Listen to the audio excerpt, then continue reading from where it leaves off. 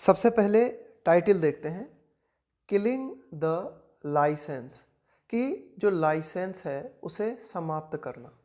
तो सरकार ने अभी हाल ही में क्या किया है, मतलब पिछले कई सालों के दौरान और वर्तमान में हमें ये देखने को मिला है कि विभिन्न एनजीओस जिनको कि विदेश से फंडिंग मिल रही है उनके खिलाफ सख्त कार्रवाई की गई है। उनके लाइसेंस समाप्त किए गए हैं, उनकी जांच की गई है, उनके खिलाफ सख्त कदम उठाए गए हैं। तो इसी के संबंध में हम इस एडिटोरियल में बात करेंगे, किलिंग द लाइसेंस, कि लाइसेंस को समाप्त करना। The government must give a more transparent account, कि भाई सरकार को जरूर देना चाहिए क्या, अ मोर ट्रांसपेरेंट अकाउंट, एक अधिक पारदर्शी लेखा जोखा, है ना। अकाउंट का मतलब होता है पूरा लेखा जोखा। ऑफ इट्स एक्शंस, कि भाई सरकार ने जो भी एक्शंस लिए हैं किनके खिलाफ, एनजीओस के खिलाफ, उन एक्शंस का पारदर्शी तरीके से सरकार को ब्यौरा देना चाहिए।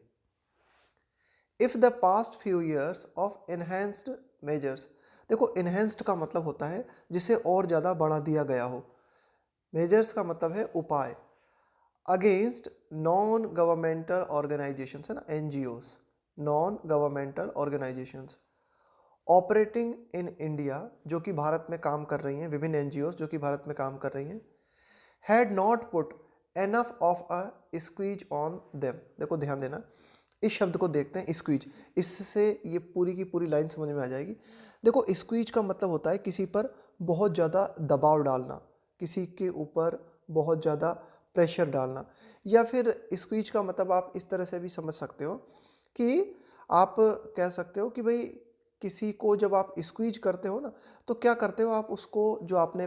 पैसा दे रखा है ना, उसकी लिमिट को कम कर देते हो, है ना। उसको भी हम बोलते हैं स्क्वीज करना किसी चीज़ को, कि भाई कोई भी संस्था जो है वो कितना पैसा खर्च कर सकती है ना, उसको कंट्रोल करने की कोशिश करना, किसी पे दबाव डालना, है ना, तो उसको भी स्क्वीज बोलते हैं। तो एडिटोरियल कहता है कि भाई पिछले जो पास्ट फ्यू ईयर्स, कि भाई पिछले जो बीते कुछ सालों की अगर हम बात करें, अगर उनमें भारत ने उन एनजीओस पर जो कि भारत में काम कर रही हैं ना,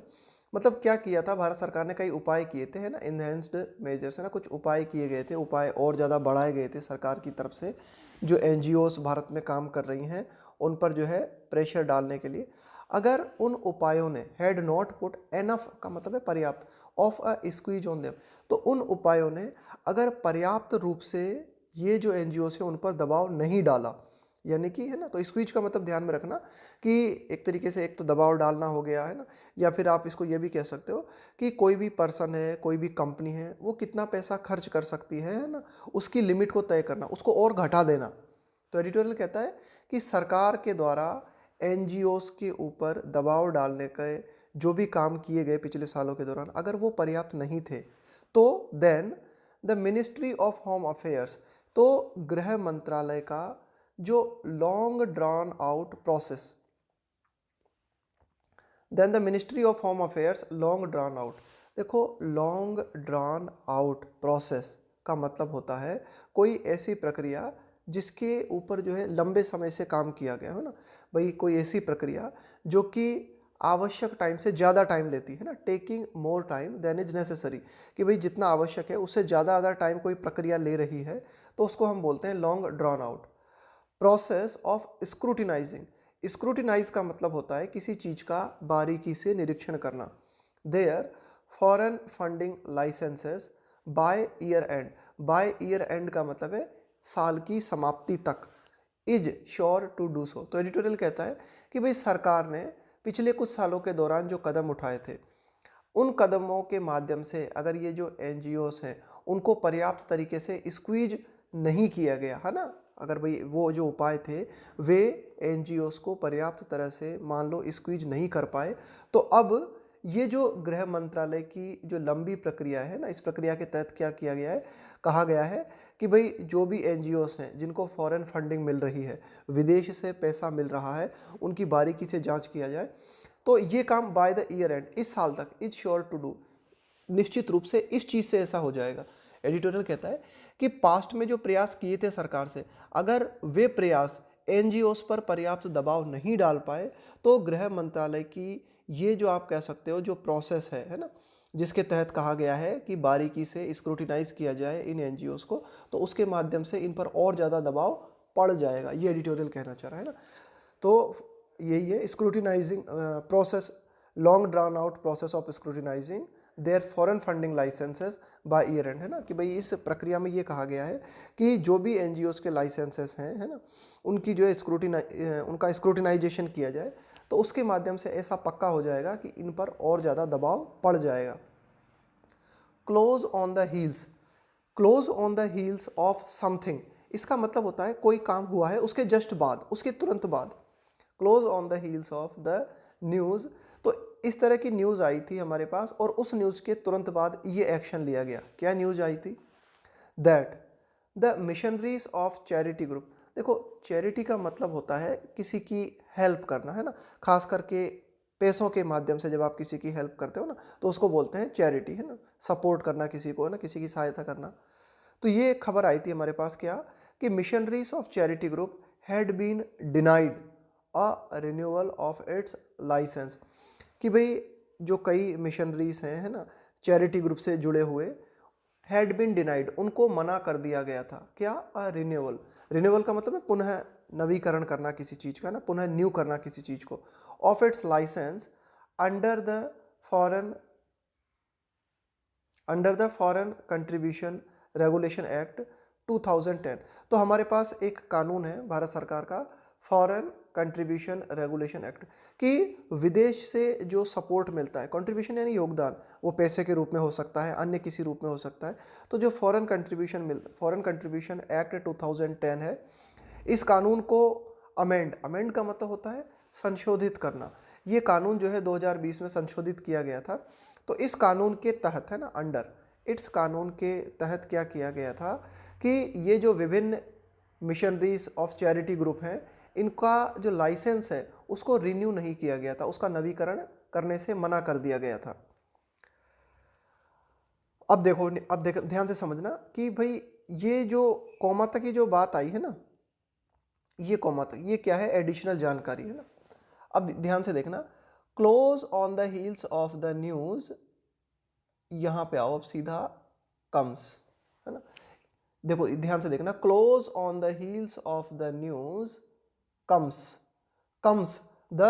रिविलेशन। तो देखो close on the heels of the news, तो पहले तो उस न्यूज़ को बता दिया कि वो न्यूज़ कौन सी है। तो वो न्यूज़ है ये कि भाई जो कई जो मिशनरीज चैरिटी ग्रुप हैं, उनको क्या किया गया था, उनके लाइसेंस को रिन्यू करने से मना कर दिया गया था। किस कानून के तहत? फॉरेन कंट्रीब्यूशन एक्ट 2010 के तहत। इस कानून को 2020 में संशोधित किया गया था। तो इस न्यूज के तुरंत बाद हमें क्या देखना है ना, close on the heels of the news comes the revelation. Revelation का मतलब होता है खुलासा, that more than 4/5 of the, 4/5 का मतलब हो गया लगभग 80%, है ना, 4/5, 4/5, comes the revelation that more than 4/5 of the applications of the 22,000 plus NGOs. अब इस न्यूज़ के तुरंत बाद में एक और बात हमारे सामने आई है, वो ये खुलासा हुआ है कि आप कह सकते हो कि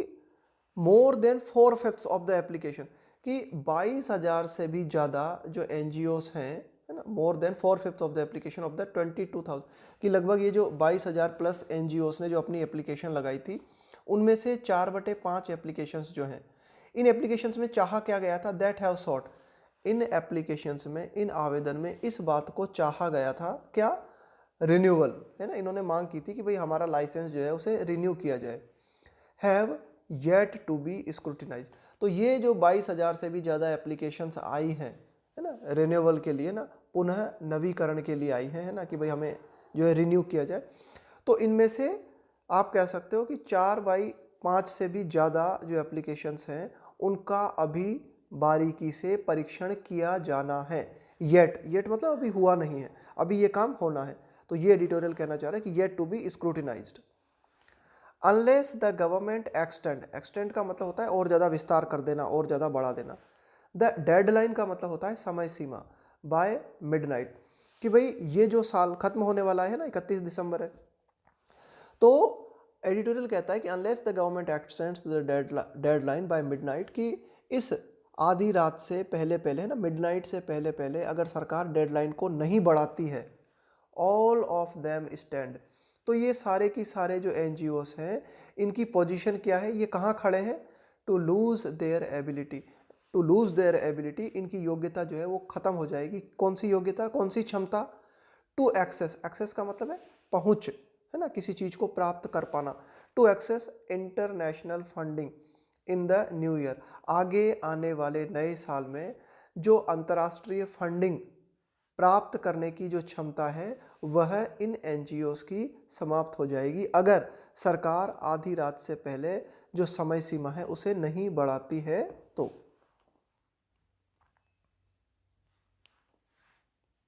एज एक्सपर्ट्स हैव एक्सप्लेन, जैसा कि जो विशेषज्ञ लोग हैं उन्होंने एक्सप्लेन किया है, उन्होंने समझाया है क्या, the NGOs have to prove not only, देखो हैव टू का प्रयोग करते हैं हम, जो कोई काम आपको करना होगा,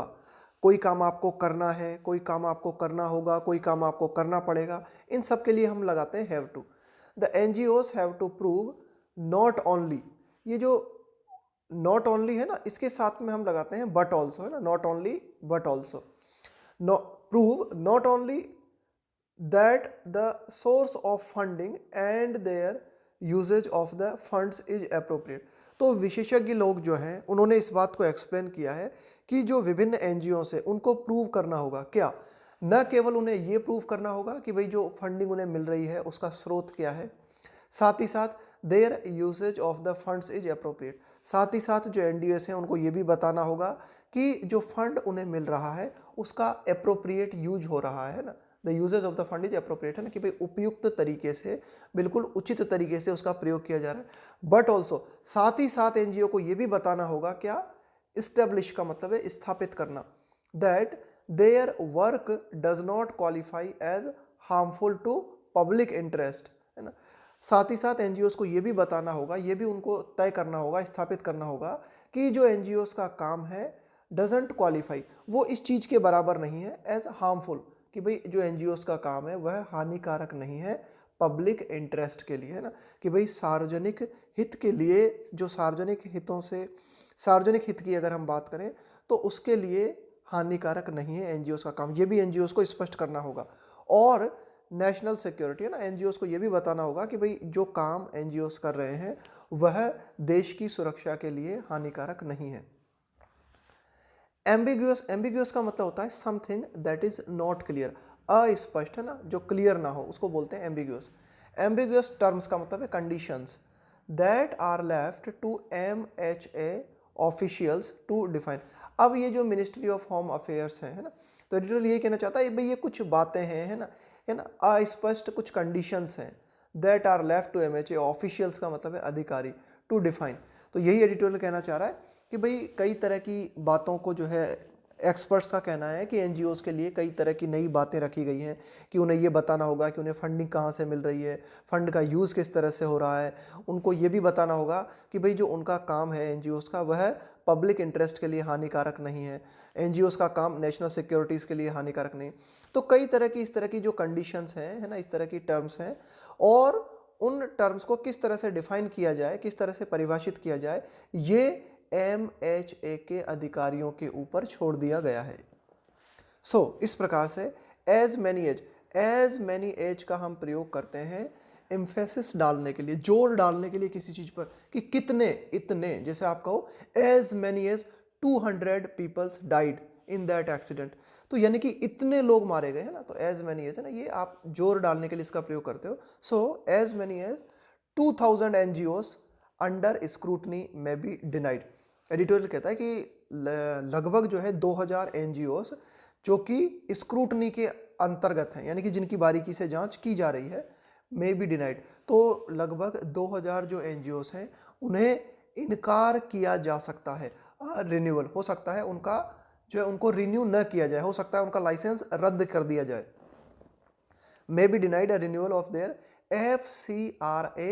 license as the Ministry of Charity and its roughly 200 homes around the country have been in this round। Editorial कहता है तो हो सकता है लगभग जो 2000 एनजीओस हैं उनका लाइसेंस जो है उसको मना कर दिया जाए, उसे रिन्यू नहीं किया जाए, जैसा कि किया गया है as the Missionaries of Charities, है ना, कि भाई कई जो चैरिटी करने वाले जो मिशनरीज हैं, है ना, ईसाई मिशनरीज हैं,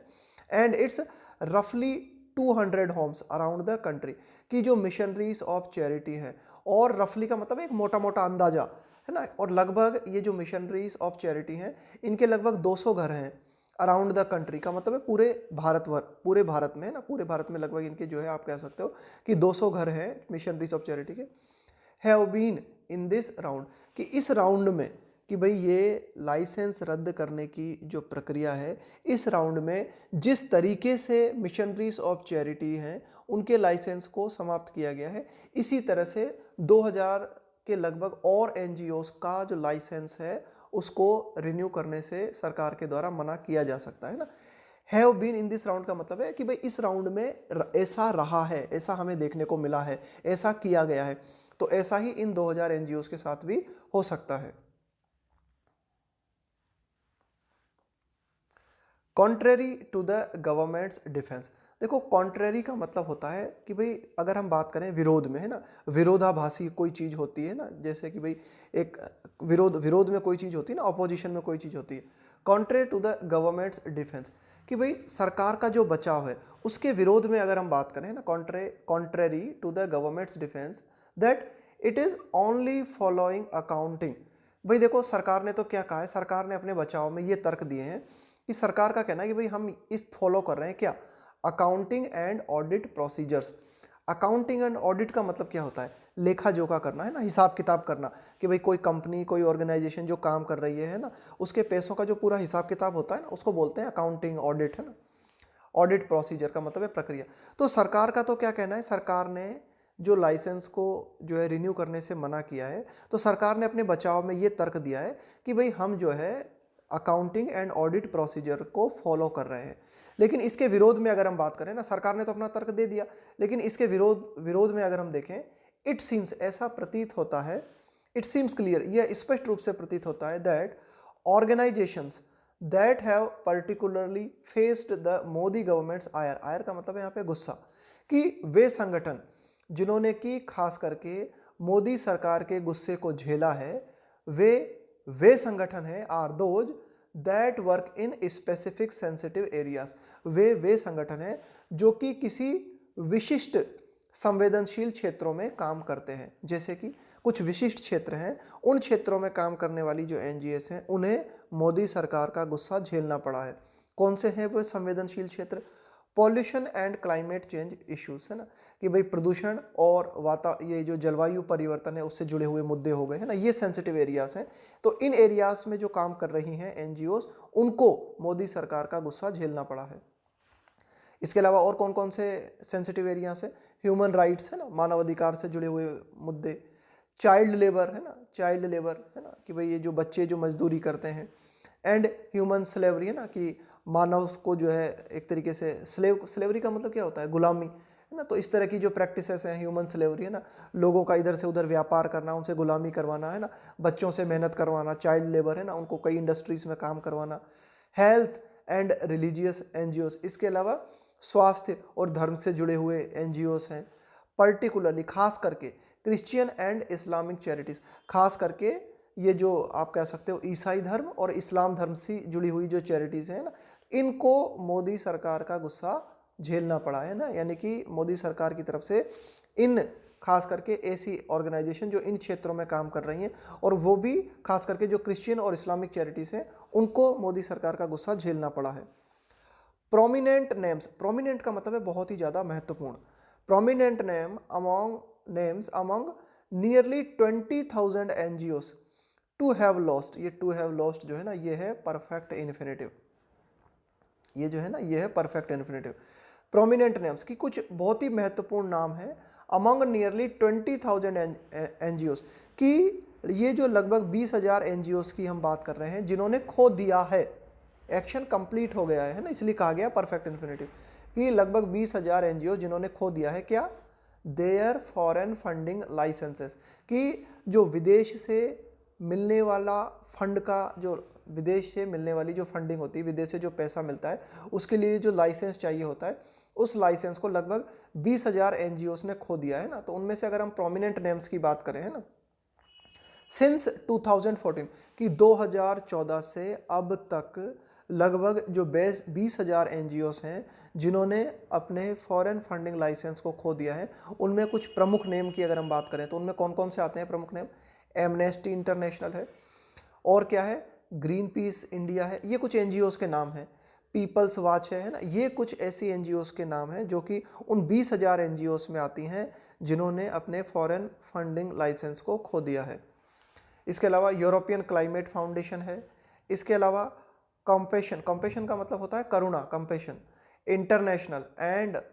है ना, इसके अलावा कंपेशन इंटरनेशनल हो गया, and the gates foundation backed public health foundation of India ना, एक ऑर्गेनाइजेशन है जिसका नाम है public health foundation of India. इसे सपोर्ट किया जाता है ना, बैक्ड का मतलब है जिसको सपोर्ट दिया जाता है, समर्थन किया जाता है। गेट्स फाउंडेशन है ना, तो गेट्स फाउंडेशन के द्वारा समर्थित public health foundation of India, European climate foundation, green peas India, तो ये कुछ ऐसी एनजीओस हैं जिनको 2014 से अब तक जिनका लाइसेंस रद्द किया गया ना, वो तो किया तो गया है, लगभग 20,000 के लगभग जो एनजीओस हैं उनके लाइसेंस को जो है समाप्त किया गया है। उनमें से ये कुछ नाम है जो कि बहुत ही प्रमुख नाम है।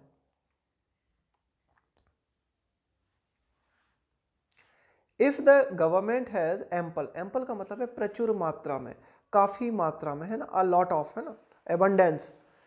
If the government has ample evidence का मतलब है प्रमाण, to prove that Indians are better off, better off का मतलब है बेहतर हालत में होना,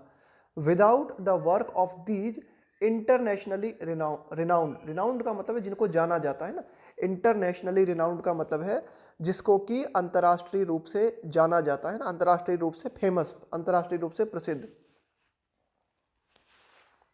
ऑर्गेनाइजेशन। तो if the government has ample evidence, कि अगर सरकार के पास में पर्याप्त मात्रा में प्रमाण है ये साबित करने के कि जो भारतीय हैं वे बेहतर हैं बिना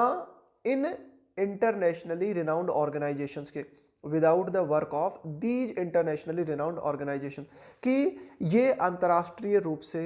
जानी जाने वाली ऑर्गेनाइजेशंस जो है ये जो काम भारत में कर रही हैं इनके काम के बिना भारतीय जो है वे बेहतर हालत में हैं, ऐसा साबित करने के अगर सरकार के पास प्रमाण है, then it has yet to show it, तो इन प्रमाणों को अभी सरकार को दिखाना है। सरकार ने दिखाए नहीं है अभी ये प्रमाण, फिर देखो यहाँ पर हैज़ टू का हमने प्रयोग किया ना, तो अभी सरकार को क्या करना होगा, आगे इन प्रमाणों को दिखाना होगा, या सरकार को इन प्रमाणों को अभी प्रस्तुत करना है, सरकार ने अभी बताया नहीं है। इट इज़ टाइम, ये बिल्कुल ठीक समय है, the government gives a more transparent account, account का मतलब वही लेखा जोखा देना, कि बिल्कुल ये बिल्कुल सही समय है कि सरकार क्या करे, एक ज़्यादा पारदर्शी लेखा जोखा जो है वो प्रस्तुत करे of its actions against NGOs, कि सरकार ने एनजीओस के खिलाफ जो एक्शन लिए हैं उन एक्शंस के खिलाफ सरकार पारदर्शी पूर्ण तरीके से पूरा लेखा जोखा प्रस्तुत करे, which at present appear to mirror,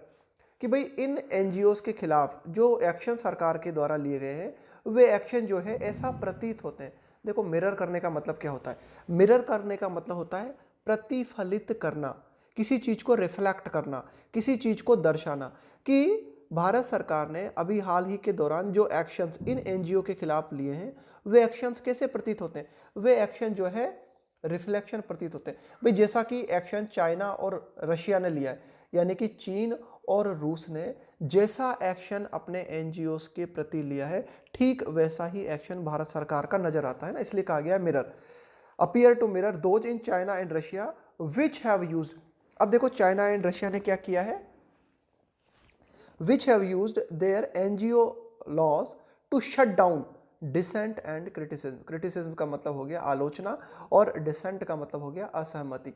तो चाइना और रशिया ने क्या किया है, चाइना और रशिया ने उन एनजीओ को जो है बंद कर दिया है ना, कि भाई जो भी एनजीओ लॉज हैं चाइना और रशिया ने इस तरह के एनजीओ कानून बनाए और उन कानूनों के माध्यम से क्या किया, शट डाउन, बंद कर दिया, किनको, उन एनजीओस को जो कि सरकार के प्रति, जो कि सरकार की आलोचना करते हैं या सरकार से असहमति रखते हैं। तो ठीक वैसा ही पैटर्न हमें भारत सरकार का भी देखने को मिल रहा है ना, इसलिए कहा गया है विच अपीयर टू मिरर, यानी कि भारत सरकार के जो एक्शन है वे मिरर करते हुए प्रतीत होते हैं, एक तरीके से प्रतिफलित, रिफ्लेक्ट करते हुए प्रतीत होते हैं उसी एक्शन को जो चाइना और रशिया ने अपने एनजीओस के प्रति लिया है।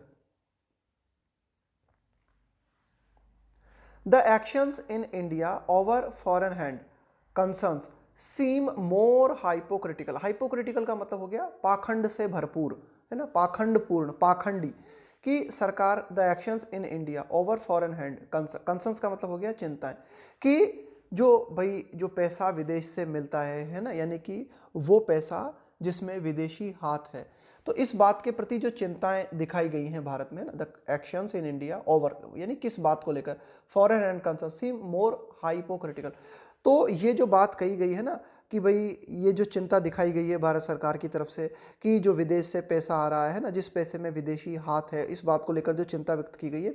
ये बड़ी ही पाखंडपूर्ण प्रतीत होती है। क्यों? गिवन, इस बात को देखते हुए, इस बात को ध्यान में रखते हुए, द रिलेटिव ईज, ईज का मतलब है थोड़ा सा, थोड़ी सी राहत, थोड़ा सा आराम, की तुलनात्मक रूप से राहत दी गई है, with which political parties are able to access, access का मतलब है पहुंच, प्राप्त करना, foreign funds for their campaign. भाई तुलनात्मक रूप से बहुत ही ज़्यादा राहत है किन के लिए? पॉलिटिकल पार्टीज़ के लिए। पॉलिटिकल पार्टीज जो हैं वे बहुत ही आसानी से सक्षम हैं कि वे विदेशी फंड जो है प्राप्त कर सकती हैं अपने अभियानों के लिए, अपने चुनावी कैंपेन, अपने चुनाव कैंपेन के लिए, थ्रू, के माध्यम से, इलेक्टोरल बॉन्ड्स, है ना, कि भाई चुनावी बॉन्ड, थ्रू इलेक्टोरल बॉन्ड्स के माध्यम से अपने अभियानों के लिए पॉलिटिकल पार्टी जो है बड़े ही ईज के साथ, है ना, बड़ी ही आसानी के साथ जो है फॉरेन फंड को प्राप्त कर सकती है। अंडर द सेम FCRA, बिल्कुल उसी FCRA के तहत, है ना, under the same FCRA that seeks, है ना, वही FCRA जो कि चाहता है क्या? टू रेस्ट्रिक्ट का मतलब है कंट्रोल करना, नियंत्रित करना, प्रतिबंधित करना, to restrict funds to NGOs, कि वही FCRA जो कि NGO को मिलने वाले फंड को प्रतिबंधित करना चाहता है, उसी FCRA के तहत जो पॉलिटिकल पार्टीज हैं वे बहुत ही आसानी से फॉरेन फंड प्राप्त कर सकती है। तो ये जो चिंता दिखाने की कोशिश कर रहा है भारत, है ना, कि भाई ये जो विदेशी पैसा है ना, उससे जुड़ी हुई जो चिंता दिखाने की कोशिश की जा रही है, ये चिंता जो है बड़ी ही पाखंडपूर्ण प्रतीत होती है। क्यों? क्योंकि NGOs के लिए तो सख्ती है, लेकिन पॉलिटिकल पार्टीज के लिए सख्ती नहीं है। एट अ टाइम, एक ऐसे समय पर, when India is facing the crippling, देखो क्रिपलिंग का मतलब है कमजोर कर देने वाले, है ना, और ज़्यादा कमजोर बना देने वाले। At a time when India is facing, facing का मतलब है सामना कर रहा है Bharat, crippling effects of the covid pandemic, pandemic का मतलब होता है वैश्विक महामारी, एंड अ लॉन्ग टर्म का मतलब एक लंबी अवधि, इकोनॉमिक क्राइसिस, आर्थिक संकट, कि एक ऐसे समय पर जब भारत कोविड-19 वैश्विक महामारी के कमजोर कर देने वाले प्रभावों से जूझ रहा है और लंबी जो आर्थिक संकट है उसका सामना भारत कर रहा है, तो ऐसे समय पर द गवर्नमेंट्स मूव्स, सरकार के कदम, that have resulted in an estimated 30% drop in international non profit contribution, है ना। तो ऐसे समय पर कि भाई भारत जो है बुरी तरीके से आर्थिक हालातों से जूझ रहा है, कोविड-19 के प्रभावों का सामना भारत को करना पड़ रहा है, तो ऐसे हालात में, ऐसे दौर में सरकार ने जो कदम उठाए हैं उन जिनका परिणाम हुआ है, that have resulted in an estimated का मतलब है लगभग, एक आंकलन अगर हम करें तो 30% की कमी आई है, 30% drop in international non profit contribution का मतलब है योगदान, कि जो अंतर्राष्ट्रीय हेल्प भारत को मिलती है पैसों के रूप में, है ना, विभिन्न NGOs को जो प्राप्त होती है, उसमें लगभग 30% की गिरावट आई है। तो इसके माध्यम से क्या हुआ है, इस जो गिरावट आई है, ओनली हर्ट द पुअरेस्ट, इसके माध्यम से जो बिल्कुल गरीब व्यक्ति है ना, जो बहुत ही गरीबतम लोग हैं, उनको बहुत ही ज़्यादा नुकसान हुआ है, उनको चोट पहुंची है। एंड मोस्ट वल्नरेबल, वल्नरेबल का मतलब होता है बहुत ही ज़्यादा कमज़ोर, यानी कि बहुत ही ज़्यादा कमज़ोर स्थिति में होना, कि कोई भी जो आप कह सकते हो समस्या है उसकी चपेट में अगर आप बहुत जल्दी आ जाते हो, इसका मतलब है आप बहुत ही ज़्यादा वल्नरेबल हो। वल्नरेबल रिसिपेंट्स का मतलब है प्राप्तकर्ता ऑफ फिलेंथ्रोपिक एफर्ट, फिलेंथ्रोपिक का मतलब हो गया एक तरीके से, फिलेंथ्रोपिक का मतलब हो गया परोपकार से संबंधित, परोपकार के जो काम होते हैं ना उनको बोलते हैं फिलेंथ्रोपिक एक्ट्स, फिलेंथ्रोपिक एफर्ट्स। तो ये एडिटोरियल कहना चाह रहा है कि जो एक तरीके से जो परोपकारी कार्य होते हैं उनको जो प्राप्त करने वाले गरीबतम लोग हैं, जो बहुत ही कमज़ोर स्थिति में हैं, उनको सबसे ज़्यादा नुकसान हुआ है भारत सरकार के इन कदमों से। क्यों? क्योंकि इस भारत सरकार के इन कदमों के कारण क्या हुआ है, लगभग ये मानो कि 30% जो फॉरेन फंडिंग भारत को मिल रही थी एनजीओस के माध्यम से, वो समाप्त हो गई। Particularly those by NGOs working, है ना, हाँ, कि भाई खास करके ये जो पैसा मिल रहा था ना, ये किसके माध्यम से मिल रहा था? उन एनजीओ से वर्किंग इन एरियाज, है ना, वे एनजीओ जो कि उन क्षेत्रों में काम कर रही हैं वेयर गवर्नमेंट एड का मतलब है सपोर्ट, सहायता, फेल्स टू रीच, कि वे क्षेत्र जहां भारत में सरकारी सहायता नहीं पहुंच पाती, उन क्षेत्रों में जो एनजीओस काम कर रहे हैं और वे गरीब लोगों की मदद करने की कोशिश कर रहे हैं, तो वहाँ पर जो है आप कह सकते हो सर्वाधिक नुकसान हमें झेलना पड़ा है।